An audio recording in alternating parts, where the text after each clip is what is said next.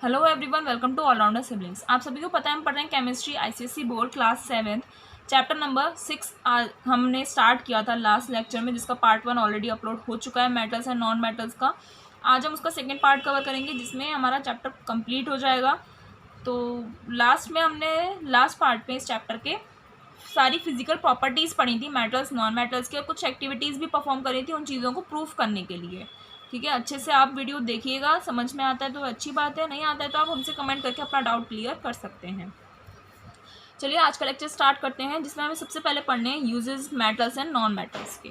We can use many metals and non metals we use many metals and non metals in our daily life. Daily life में हम बहुत सारे metals और non metals use करते हैं। Use of metals and non metals depend upon their physical properties. Metals और non metals का जो यूज़ होता है वो उनकी फिजिकल प्रॉपर्टीज़ पर डिपेंड करता है। जैसे iron is used in making tools, bridges and railway tracks as it is strong and hard. Iron का यूज़ किया जाता है टूल्स, ब्रिजेस और रेलवे ट्रैक्स बनाने के लिए, क्योंकि वो स्ट्रॉन्ग होता है और हार्ड होता है। Gold is use for making jewellery. Gold का यूज़ किया जाता है ज्वेलरी बनाने के लिए, क्योंकि वो एक लस्ट्रस यानी कि शाइनिंग मेटल है और मैलिएबल होता है और डक्टाइल होता है। Diamond is also use in making jewellery as it is a lustrous non metal. Diamond का भी यूज़ किया जाता है ज्वेलरी बनाने में, क्योंकि एक लस्ट्रस नॉन मेटल है। Copper is use to make electrical wires because it is ductile and a good conductor of electricity. Copper का भी यूज़ किया जाता है इलेक्ट्रिकल वायर्स बनाने के लिए, क्योंकि ये डक्टाइल है, ठीक है, यानी कि थिन वायर्स में कन्वर्ट कर किया जा सकता है और एक गुड कंडक्टर होता है इलेक्ट्रिसिटी का। समटाइम्स टू और more metals are mix together और a metal is mixed with a non metal to make an alloy. कभी कभी दो या दो से ज़्यादा मेटल्स को एक साथ मिक्स किया जाता है, या फिर एक मेटल को एक नॉन मेटल के साथ मिक्स किया जाता है, जिससे एक अलॉय बनता है।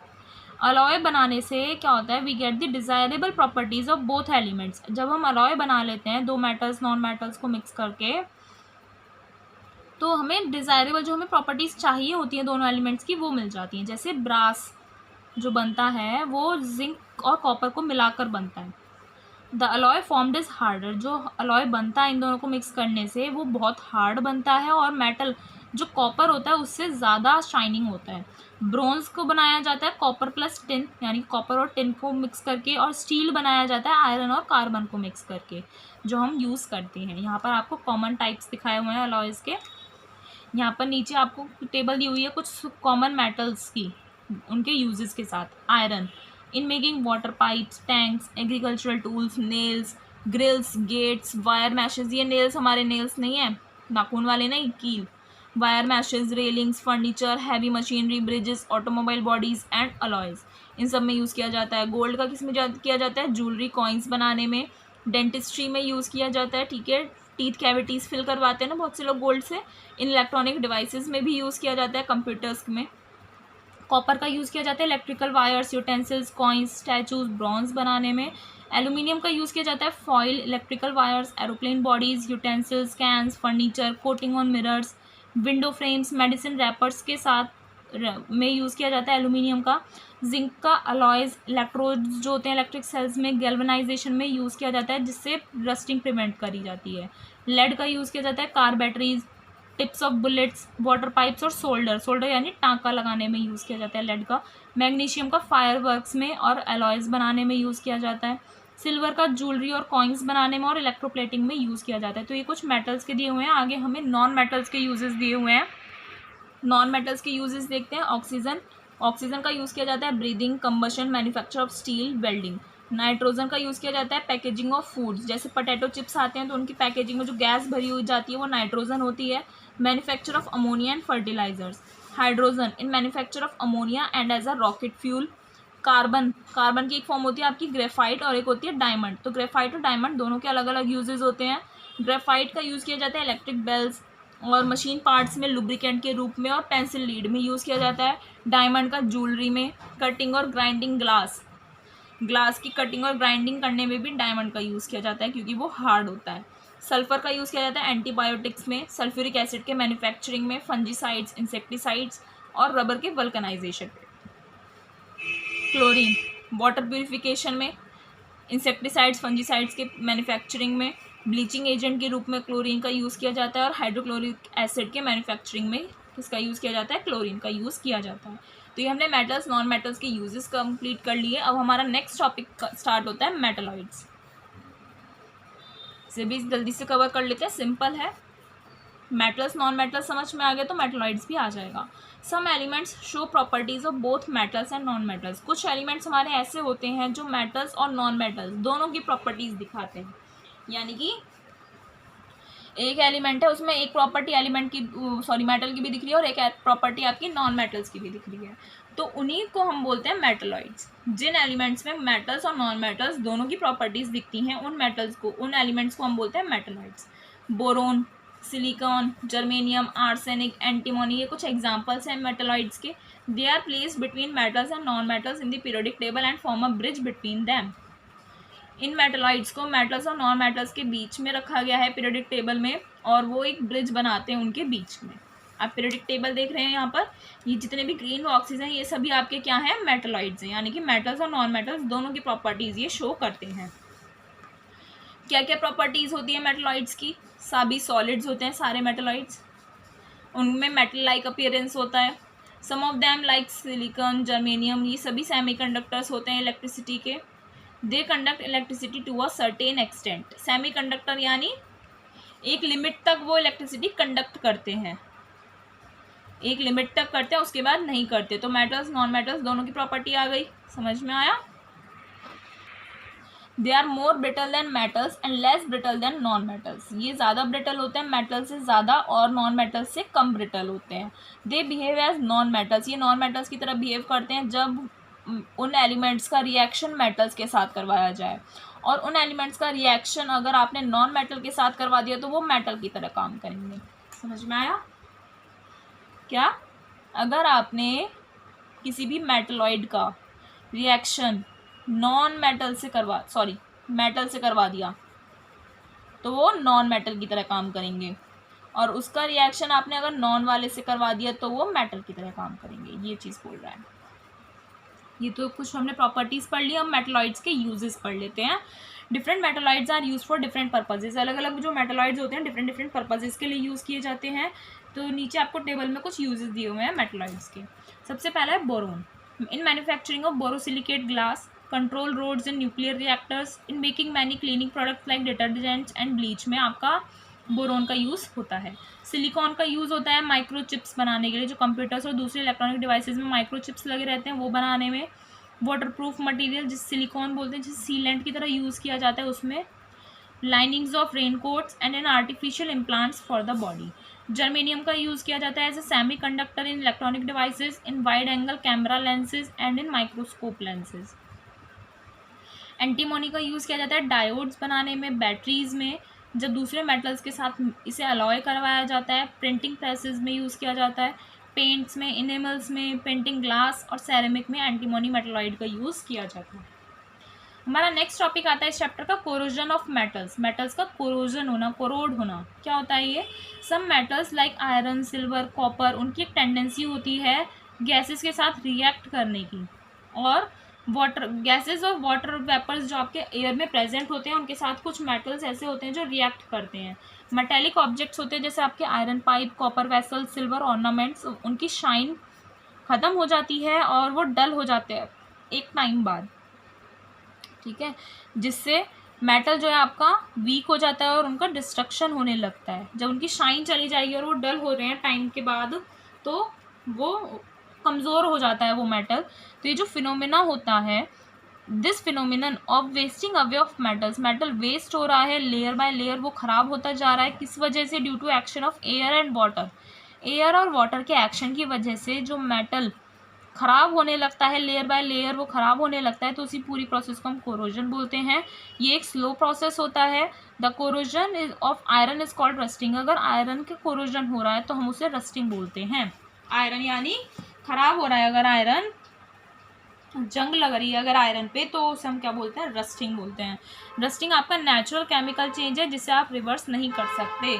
अगर आयरन पे आपके रस्टिंग होने लगती है तो उसे आप रिवर्स नहीं कर सकते, वो बिल्कुल ठीक नहीं हो सकता, वो ख़राब ही हो जाता है आयरन आपका। इन रस्टिंग ऑफ आयरन, आयरन की जब रस्टिंग होती है तो आयरन आपका ऑक्सीजन और वाटर वेपर दोनों के साथ रिएक्ट करता है, जो एयर में प्रेजेंट होते हैं। उन दोनों के साथ रिएक्ट करने के बाद वो एक ब्राउन फ्लेकी सब्सटेंस बना लेता है जिसे हम रस्ट बोलते हैं। केमिकली रस्ट क्या होता है आपका? हाइड्रेटेड आयरन ऑक्साइड होता है। तो आयरन ने ऑक्सीजन और वाटर के साथ रिएक्ट किया, रिएक्टेंट्स हो गए आपके, लास्ट चैप्टर में हमने पढ़ा, और प्रोडक्ट में आपको मिलता है hydrated iron oxide, that means rust, जो आपका ब्राउन फ्लेकी सब्सटेंस होता है। फ्लेकी यानी फ्लेक्स बन जाते हैं उसके, ठीक है।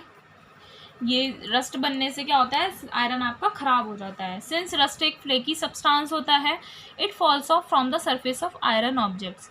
तो ये फ्लेकी सब्सटेंस होता है, तो ये आयरन ऑब्जेक्ट्स पे जब डिपॉजिट हो जाता है, उस पर जब बनने लगता है, तो ये गिर जाता है उसके सरफेस से, exposing the layer of iron underneath. और जब वो फ्लेकी होने की वजह से जब वो रस्ट गिर जाती है सरफेस से, तो उसके नीचे की जो लेयर होती है वो ऊपर आ जाती है, फिर उस पर रस्ट होने लग जाता है। This layer then gets rusted and the process continues, so corroding the iron layer by layer and damaging the whole object.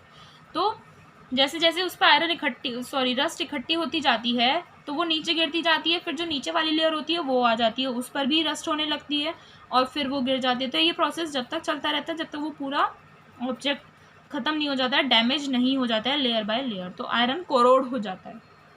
समझ में आया क्या होता है? The process of rusting is faster when there is more moisture in the air. अगर air में ज़्यादा moisture होगा तो रस्टिंग बहुत जल्दी होगा, ठीक है।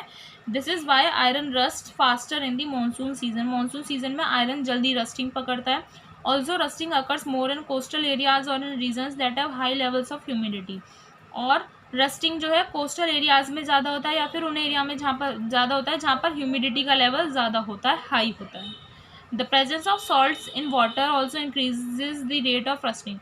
Salt का जो presence होती है water में, presence of salts in water, water में अगर salt का amount ज़्यादा है तो rate of rusting भी fast होने लगता है। So rusting in ships happen faster in sea water. ships में जो rusting होती है वो sea water होगा, अगर समुद्री पानी होगा तो नमक का पानी हो गया यानी, तो उसमें ships जो है जल्दी रस्ट पकड़ लेते हैं और जल्दी वो क्या हो जाते हैं, ख़राब हो जाएंगे, कि रस्ट पकड़ ली उसने जल्दी तो वो ख़राब हो जाते हैं। पानी में तो वो रहते ही हैं शिप्स, ख़राब हो ही जाएंगे, और मॉइस्चर हो गया और एयर भी प्रेजेंट होती है। आगे देखते हैं अमेजिंग फैक्ट क्या दिया हुआ है। The rocks and the soil on the surface of Mars contain a dust that is primarily made up of iron. क्या बोल रहा है, मार्स यानी जो हमारा एक प्लैनेट है मार्स, उस पर जो रॉक्स और सॉइल प्रेजेंट होते हैं उसमें एक डस्ट होती है जो आयरन की बनी होती है। Wind eroded the surface of the rocks and the soil. Wind की वजह से जो रॉक्स और सॉइल का जो सरफेस होता है वो इरोड हो जाता है, ख़राब हो जाता है। And the ancient volcanoes blew out dust. और जो पुराने वॉल्केनोज होते हैं उसकी वजह से क्या होती है, डस्ट भी वो उगलते हैं और वो पूरे प्लैनेट पर क्या कर देते हैं, फैला देते हैं। व्हेन दिस हैपन, जब ऐसा होता है तो iron with in the dust, iron dust के साथ reacted with the oxygen, dust के साथ आयरन जो होती है वो रिएक्ट करती है ऑक्सीजन के साथ, रस्ट प्रोड्यूस करती है जो रेड कलर की होती है। रस्ट रेड कलर की होती है, जंग जो लगती है ना। सो मार्स जो है वो आपका रेड होता है क्योंकि उसमें रस्टी डस्ट कवर होती है जो उसके सरफेस पर आ जाती है। समझ में आया क्या होता है? ये मार्स का प्लैनेट है, इस पर जो रॉक सॉइल सब पड़े थे तो विंड की वजह से वो इरोड हो जाते हैं, ठीक है। और जो इस पर पुराने वॉल्केनोज होते हैं वो जब बर्स्ट होते हैं तो वो डस्ट के साथ बर्स्ट होते हैं और वो पूरे प्लैनेट पर क्या होती है, डस्ट फैल जाती है। जब ऐसा होता है तो आयरन जो प्रेजेंट होता है यहाँ पर वो रिएक्ट करता है ऑक्सीजन के साथ, रस्ट प्रोड्यूस होती है, जो रस्ट रेड कलर की होती है तो वो सारे ले उस पर कवर कर लेती है पूरे सरफेस को, इसीलिए हमें मार्स जो है वो रेड कलर का दिखता है, ठीक है। नेक्स्ट टॉपिक आता है हमारा प्रिवेंशन ऑफ रस्टिंग। क्या? Prevention of rusting. रस्टिंग एक हार्मफुल केमिकल चेंज है। ये ऑब्जेक्ट जो आयरन के बने होते हैं जैसे water pipes, iron gates, grills, iron railings, automobiles bodies और बहुत सारे जो दूसरे ऑब्जेक्ट होते हैं उन्हें और डैमेज कर देता है। These objects need to be replace from time to time. इन ऑब्जेक्ट्स को रिप्लेस करना पड़ जाता है फिर time to time. To replace the rusted iron, rusted iron को रिप्लेस करने के लिए more and more iron has to be extracted from the earth's crust which causes depletion of the mineral. अब आयरन जो है रस्ट हो रही है, टाइम टू टाइम उसे रिप्लेस करना पड़ रहा है, तो उसे रिप्लेस करने के लिए ज़्यादा से ज़्यादा आयरन अर्थ के क्रस्ट पर से निकालना पड़ेगा जिससे मिनरल का डिप्लीशन होगा, मिनरल्स डिस्ट्रॉय हो जाएंगे। So prevention of rusting is important to stop the wastage of iron.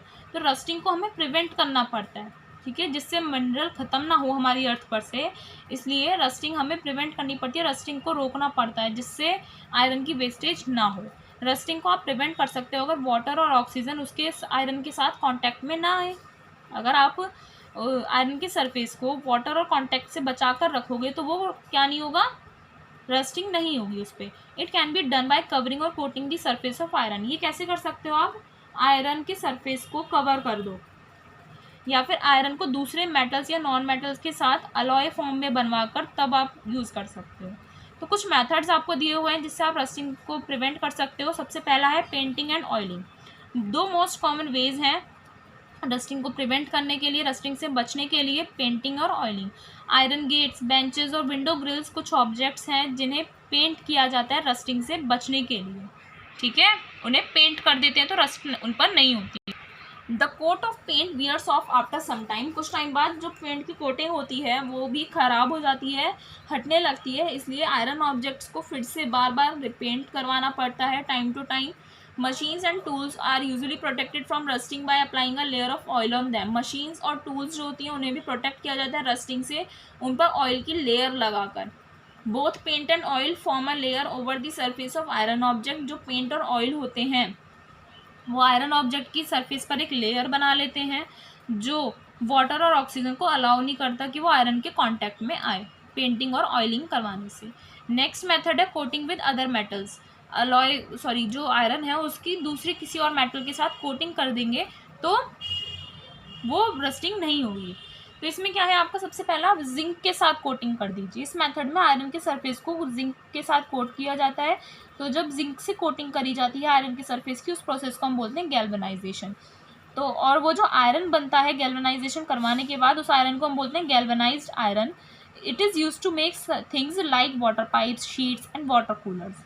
जब गैल्वेनाइजेशन हो जाता है तो वो उस गैल्वेनाइज्ड आयरन को यूज़ किया जाता है वाटर पाइप, शीट्स और वाटर कूलर्स बनाने में। Zinc react with oxygen. Zinc जो है रिएक्ट करता है ऑक्सीजन के साथ, जिंक ऑक्साइड की लेयर बना लेता है। और ये जो जिंक ऑक्साइड की लेयर होती है वो रस्टिंग से मेटल की लेयर को प्रिवेंट करता है आयरन को। अब क्रोमियम के साथ कोटिंग करवाई जाती है। हमने जिंक के साथ कोटिंग करी जिसे हम गैल्वेनाइजेशन बोलते हैं। क्रोमियम के साथ अगर कोटिंग होती है तो उसे हम बोलते हैं Chrome plating. In this method, surface of iron is coated with a layer of chromium, which is known as chrome plating. Chromium एक कोरोजन रेजिस्टेंट मेटल है, यानी कि कोरोजन होने से बचाता है and prevents iron surface beneath from rusting. Rusting से iron surface को बचाता है। Chrome plating is done for parts used in bicycles and cars and in taps and cutlery, और it also imparts shine to the objects. Chrome plating जो है bicycles में कुछ parts के लिए यूज़ करी जाती है, कार्स में भी, टैब्स में भी, कटलरी में भी, और ऑब्जेक्ट को वो शाइन भी देता है अगर क्रोम प्लेटिंग करवाते हैं आप। और एक और कोटिंग होती है, टिन के साथ कोटिंग होती है। इस प्रोसेस में iron surface is coated with the tin. Tin एक मेटल होता है जिसकी लो रिएक्टिविटी होती है, इसलिए वो कोरोड नहीं होता। कैंस जिन्हें यूज़ किया जाता है फूड पैकेजिंग के लिए, उन्हें भी कोट किया जाता है टिन के साथ, ठीक है। एक मेथड हमने पढ़ा पेंटिंग एंड ऑयलिंग, फिर पढ़ा हमने कोटिंग विद अदर मेटल्स, ठीक है। और थर्ड मेथड है इसमें अलॉइंग।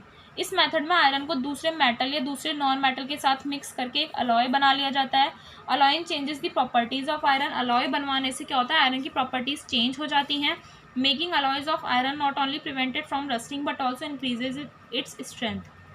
आयरन का अलॉय बनाने से सिर्फ वो रस्टिंग से ही नहीं बचता बल्कि उसकी स्ट्रेंथ और मजबूत हो जाता है वो, ठीक है। दो कॉमन अलॉय क्या हैं आपके आयरन के, स्टील और stainless steel.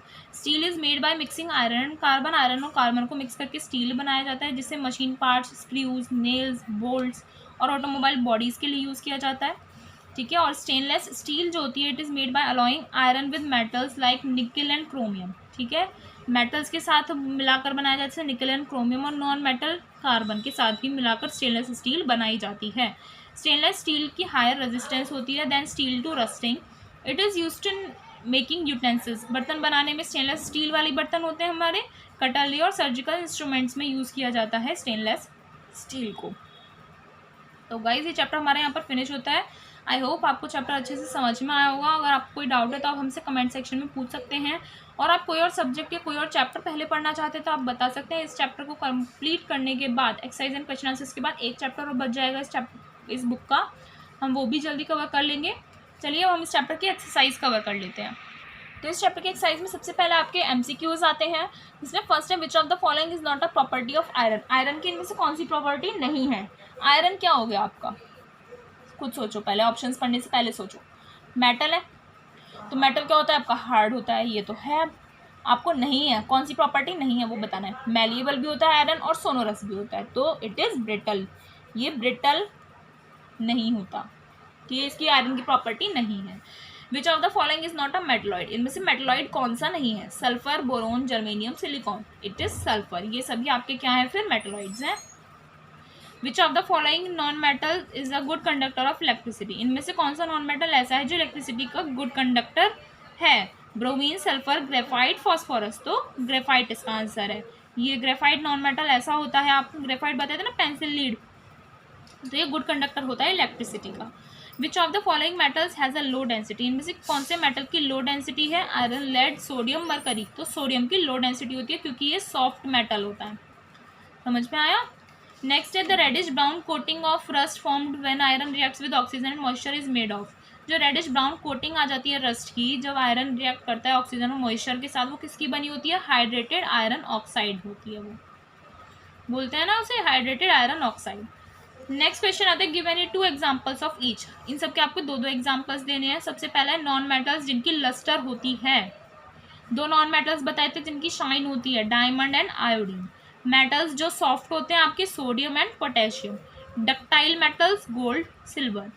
Gaseous non metals, oxygen, nitrogen.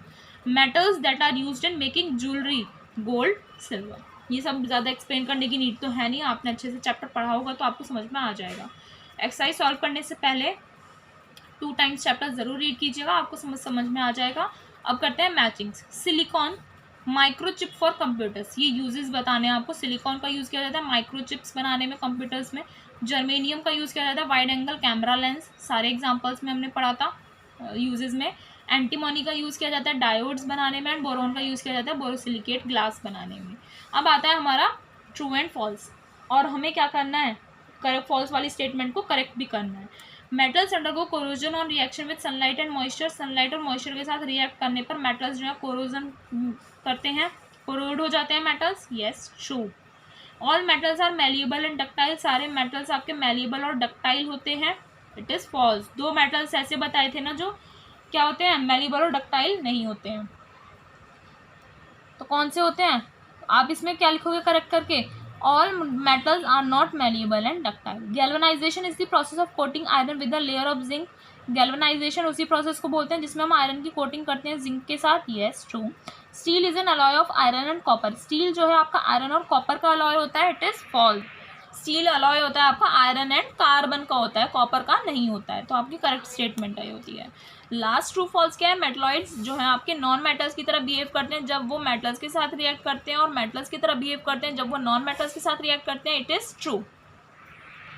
तो ये आपके ट्रू फॉल्स भी कंप्लीट हो गए, एक्सरसाइज कंप्लीट हो गई है। नेक्स्ट लेक्चर में हम क्या करेंगे, क्वेश्चन आंसर्स कंप्लीट करेंगे, जिसके साथ हमारा ये चैप्टर फिनिश हो जाएगा। तब तक के लिए वीडियो को लाइक कर दीजिए, शेयर कर दीजिए और चैनल को सब्सक्राइब करना ना भूलें। Thank you.